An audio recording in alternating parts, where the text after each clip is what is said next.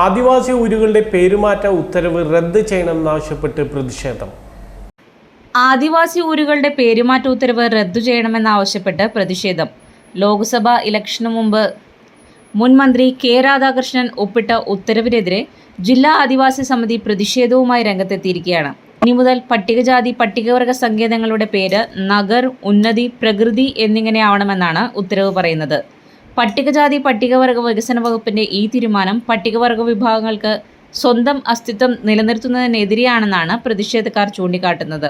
SC/ST വിഭാഗങ്ങൾക്കിടയിലോ നിയമസഭയിലോ ചർച്ച ചെയ്യാതെ പട്ടികജാതി ഡയറക്ടറുടെ ഇച്ഛയ്ക്കനുസരിച്ച് ഏകപക്ഷീയമായി ഉത്തരവിറക്കി മന്ത്രി കെ രാധാകൃഷ്ണൻ രാജിവെക്കുകയായിരുന്നു.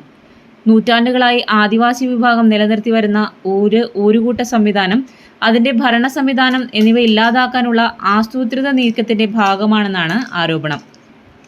വംശനാശം നേരിടുന്ന ഒരു ജനവിഭാഗത്തിന്റെ അവരുടെ സംസ്കാരത്തെ തകർക്കുക കൂടിയാണ് ഇതിന്റെ ലക്ഷ്യം. ഇത് ആദിവാസി വിഭാഗങ്ങൾക്കെതിരെയുള്ള അവകാശ ലംഘനമാണെന്ന് ആദിവാസി സമിതി ആരോപിക്കുന്നു. അതിനാൽ ആദിവാസി പേരുമാറ്റ ഉത്തരവ് റദ്ദു ചെയ്യണമെന്നാണ് അവരുടെ ആവശ്യം. ആഗസ്റ്റ് 9 പ്രതിഷേധ ദിനമായി ആചരിക്കും. എല്ലാ ഊരുകളിലും വൈകിട്ട് 7 പന്തം കൊളുത്തി പ്രകടനം നടത്തും.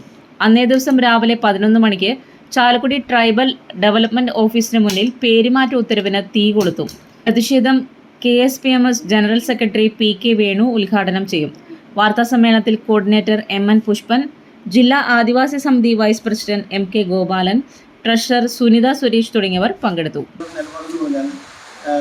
നമുക്ക് കോളനി എന്ന പേര് മാറ്റിയതുകൊണ്ടോ അല്ലെങ്കിൽ നമുക്ക് പ്രശ്നമില്ല ഞങ്ങളെ സംബന്ധിച്ച്. അതേസമയം ഊര് എന്ന പേര് മാറ്റിയതിനോടാണ് നമുക്ക് പൂർണ്ണമായിട്ട് ചെയ്യും.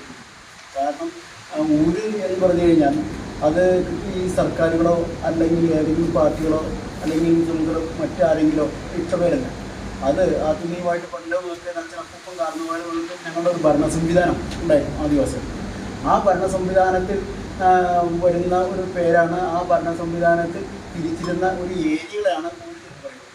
അപ്പോൾ അത് ഞങ്ങളുടെ അസ്തിത്വത്തെ തന്നെ ബാധിക്കുന്നതാണ്. നമ്മുടെ സ്വത്താണ് അത്. ആ പേരാണ് മാറ്റിമറിക്കപ്പെടുന്നത്.